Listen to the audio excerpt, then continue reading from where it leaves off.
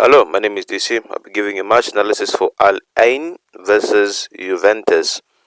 And before we get into it, appreciate the fans for wearing. Not really appreciate, but this one and this one, no, this one brings back prime Juventus 16-17 season. Dybala was playing like wow. 21-22 after Ronaldo left, it wasn't really good things. This Juventus kid, I've actually forgotten. Maybe not that I've forgotten, it's probably that I just don't know. Alright, so if you look at it, they're somewhat set up okay.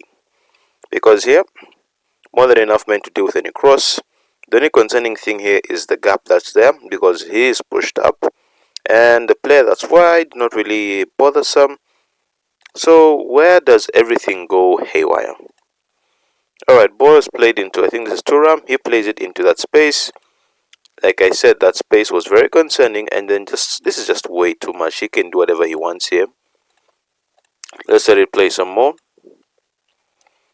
And then that's not much of a problem because once again, this part protected well. That space, yeah, not much, but just concerning how much time he has to put in a cross. But if you commit this man forward, it's somewhat okay for you to not really have someone to deal with the cross because at this point you've committed that any ball that comes into the box will deal with it because like they outnumber the Juventus players. I remember when Mourinho was at Tottenham, he also loved this, especially that game when they won 2-0 over Arsenal, where Son scored the wonder goal and Harry Kane scored that goal. They just let they just let Arsenal try and put in crosses, but they dealt with them. Now, the only thing that goes wrong here is this. Because, yeah, this is not much of a problem. As the ball comes in, he is close enough but doesn't really do much because as Colomwani jumps, he does not jump. He lets Colomwani get to that header and he allows him to score. Look at that. He doesn't even bother to jump. The fact that Colomwani's leg is over his back, and also the fact that his feet hasn't even left the floor. He's off balance. He's not jumping.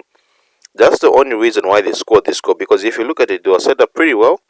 It's just that he doesn't jump and doesn't even try to challenge for the ball. And Colomwani scores a good header. Let me just let that play for a second. Funny how frames are. 1 second, but just look at the difference. Boom. Goal. Yeah, so if he jumped with him, he probably prevents Colomwani because he was way too free to do that, to perform that header. If he just went shoulder to shoulder jumping with him, yeah, something definitely better could have happened. Alright, let's move forward. Alright, so you're down 1-0, and then I don't know if they intercepted the ball, but this is not the best place to try and play the ball out. I mean, to try to play the ball out from behind. Because yes, you do have numbers in the box. That fits one criteria. But he's in a position to receive. That might fit a criteria. He's also in a position to receive. That might fit another piece of criteria. But now the problem is there is no space. It means you have to be very, very quick on your feet, quick everywhere. Just everything. You just have to be fast. Like it takes a very high level of skill, even which the best clubs will never ever play out the back in this situation. Other clubs out for a corner. Other clubs out for a throw in. Other clubs, not other clubs, but other defenders will try and clear it. They will just try and hit it very hard so that it goes out for a goal kick. Yeah, unfortunately, he plays it. So since he's fitting one criteria, which is he is in a position to receive the pass, the ball can reach him. What he doesn't realize is that there's a player that is pressuring him, and if he does not play that ball with enough power, it will get intercepted. Let me let it play, and that's what happens. It gets intercepted, and he's still on his feet. It's like he's definitely frozen or something. And yeah, and then look at this: 1, 2, 3 Juventus players in this particular space. No one is in between them. I mean, they have all this free space. He is seeing everything that's happening here. He's seeing the danger. He should just try and cover this space. Just take a few steps forward. And he should probably come back. There's no counter-attack, bro. Alright, so Juventus player intercepts it. Oof, that's a nasty nutmeg. And just imagine, I mean, doing that is just shows the ability wise. And then look at that. I don't know what happens here. I don't think it's a foul. Really don't think it's a foul. And as this is still playing, he has not moved. He was here and has taken a few steps to move to here. He at least tries to commit there to the tackle. I can respect that. He's trying to prevent the ball from, yeah, he's trying to, I can respect that. Number 10 has also not really moved. So because they're trying to play on the counter, but at this point, get in and help. Pinches the ball off him. All of them. Now this is the problem, where everyone, as you can see, almost everyone here is claiming for something. He's claiming no foul, no foul, no foul, no foul. They're claiming foul, foul, foul, foul. But the thing is that the ref has not blown his whistle, so the ball is still in play. And what I like is that he gets up real quick. Boom. Gets up very quick. Passes it to his teammate. Now this I do like. He doesn't shoot it immediately because he knows it's going to get blocked. Fakes it. Drags it. The defender here commits. You know what? I can understand that. What I do like though is this. I somewhat respect. He's prepared in case that ball gets played to Kolomwani. He's there with Kolomwani. He has gone to the line, which I can also understand his line of thought. Concepts are there. And then I thought this was like one of those loopy shots or something, but it gets deflected and because Conceição hit it really low, but it got deflected, gains a bit of height, gets past the keeper, nothing much you can do there. But just don't play it out the back. Play it out the back from there, and everyone should be committed. And the funny thing, they've actually moved close after the goal has been scored than they were when there was still a chance to stop it from happening. Strange things happen, but we have seen stranger. Next goal somewhere here. Juventus have the ball, and they're moving it. And if you look at it, they're still set up quite well, except this gap that's appeared and this gap that's here.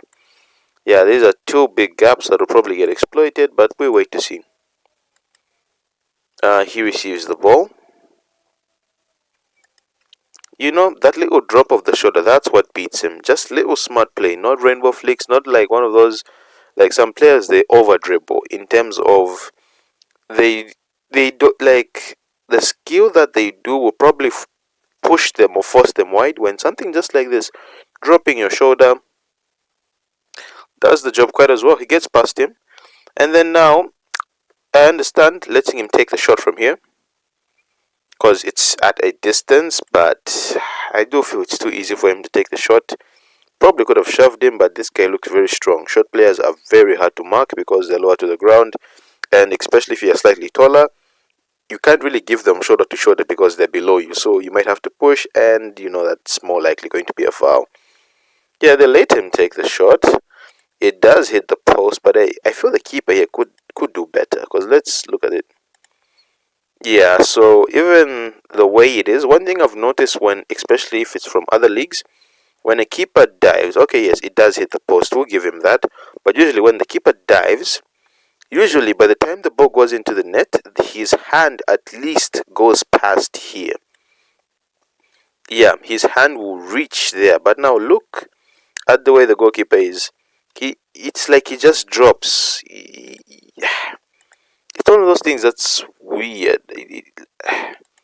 Anyway, let me try and look for another angle. I'm not trying to let it play forward just to avoid you know what. Alright, so we're trying to see, look at how the keeper, and how does this shot go through first? Alright, it's one of those, goes slightly up and down. Onana syndrome. Legs are too wide, and he can't really get the jump. Because if you look at that, he's collapsing, he's not diving. It's the same thing as Onana. It looks as if he's diving, but he's not. His body is just going down. Maybe he'll stretch out an arm just to make it look convincing. And just like that, because he doesn't even move that far. Yes, it hits the post, but the goalkeeper was somewhere here. He didn't even look like his outstretched hand could reach there. So like other goalkeepers, they would dive, make sure that that the hand is stretched, and by the time the ball goes in, their hand is there, so you can say, okay, yeah. But the fact that his body is not even anywhere near, doesn't even look like it was going to reach. That tells you something. Anyway, let's head on to this next goal. Long ball is played, high line. I do like this control by Colomwani. Lets it come down, lets the ball do what it does, and that's just way too easy. That is just too easy. So what mistake does the defender make? Alright, at this point here, he's doing well, but now as the ball comes in, it's like he slows down, and then Colomwani is running. He is running like this. This player here, our iron player, looks like he's trying to intercept, but at this point, you don't really try to do that. You follow. If column 1 is going like this, this is a terrible, yeah, you go like that, so that you make the angle harder, and then you're just there to, you're not trying to stop him, you're trying to delay the shot. That's a mistake that many people make, because when a player is running like this and then you're trying to intercept, you're trying to stop him, which usually encourages him to move forward more, because if you do not intercept him, he's gone. That's why sometimes the best thing to do is to follow that player, move with them side by side, delay them, and wait for help. He doesn't do that, and it's just how easy it is. Like, and then just like that, column 1, he just lets the ball do the work for him. Doesn't need to bring it down. He just lets the ball do the work for him. And then this is a lovely finish, because this, I even picked the perfect frame, because look at his leg. Yeah, you can. Yeah, he really wanted that Trivela. Poof, go. And the ball was on top of the net. Yeah, column 1, he just let the ball. He let the ball do the job for him. He really did. I mean, here he does our iron player does his best to try and stop him, but at this point, column 1 is gone. Because if he persists with this, he's probably going to get carded. He lets him go. But let's just admire this smart finish here. Looks at the keeper, looks back at the ball, and then he takes that really quick peek, and then he shoots. Oof, that's lovely. That is lovely. Alright, so this was a chance for our Ein. And then what I do like is this. 2-on-2. This is the best thing you do. He makes that run that way. If he's unmarked, yeah, he makes that run that way, which forces the defender that way, which creates space here for the our Ein player to take the shot. I love such. This is a really good piece of play here. And yeah, he takes advantage of that, and that's why it's so important just to make runs. You may not think as if you're doing much, but trust me, if you're dragging a defender, you're doing that. And if the defender doesn't follow you, you're opening yourself up for a pass. What I do like is this. Takes it to the side. Boom. He has all the space in the world. I think if he goes close, if he just roofs it, or closer to the near post, he scores. Because it is a good save, because this is a very strong strike. It's a very, very strong strike, because even the keeper has to have a very strong hand just to save that. He has to have a very strong hand. He really does. Yeah, because there's that. Yeah, like, because on that previous angle there, we couldn't see the space, but he had enough space here to try and go. For this, I think he was trying to go across, so that just in case he does not get it, I mean, if the keeper parries, his teammate probably finishes it off. But I do feel he had the space here. He really did have the space to shoot here. But this save, let's just admire it, because this ball is traveling. It really is traveling, because poof, bah! The fact that he stretches his arm like that is oof. Being a goalkeeper it's something else, but that's a really good save. Alright. Gap, massive gap there. Not really worried about this one, but this is the main one, because this is the gap that Conceição can exploit.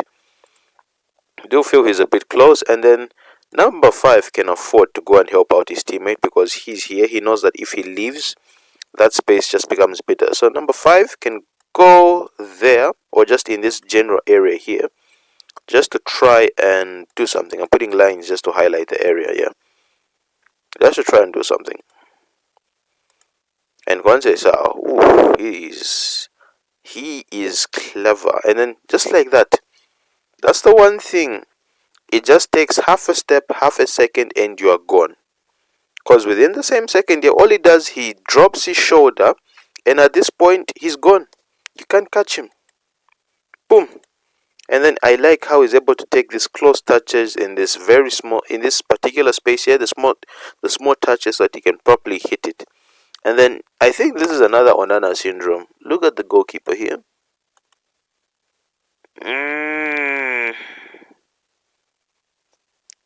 I'm not a goalkeeping coach, but I think you're better off jumping off one foot rather than both. Because if you plant one, you can use it to, like if you're leaning to where the shot is being taken, you can plant on one foot and then extend your leg. Because if you do it on both feet, I think that's maybe for a jumping. But if it's low to the ground, I think you're better off on one foot. I'm not a goalkeeping coach, but I just feel like, yeah, because look at the way the ball goes in. That is within the goalkeeper's reach. It really is. But it's just like that. I really wonder why big club is going. Maybe I don't know, because he does give him the angle. If you look at it, he does. Because I'm surprised he's not really more on the center of the pitch. Sorry, not the pitch, but I'm surprised he's not more center. He's worried about his near post, but he's given up. I think he knows that he can't dive very far. I think that's why he does this. He cannot dive very far. So he's made an assumption that it's going to the near post, and then this is within the it really is within the keeper's reach. Because look at the way he dives. He falls over rather than like diving. Like David De Gea is a perfect example. Like he would dive while he's moving on the ground, but there he just falls over. There's just something about that dive that just it just tells us. Let's take look at the shot again. Yeah, it's like he fall. Like I think this might give us a better angle. Yeah, he has it here. Yeah, it goes in between the keeper's legs, and once again, I mean, sorry, what do you mean keeper's? I mean, in between the defender's legs, and because it's also he's turning. Maybe if he was straight forward, like facing the player, maybe he would have blocked it better. It does take that slight bounce slash deflection here. Boom. Yeah, I think maybe I don't know. I think the keeper could. I think he should be saving that. Otherwise, very dominant performance from Juventus, and it looks like they're slowly getting back in their mojo. Champions League football secured. The squad looks great. Who knows? We might see the return of the prime old lady. Otherwise, don't forget to like, share, subscribe, and I'll see you in the next one.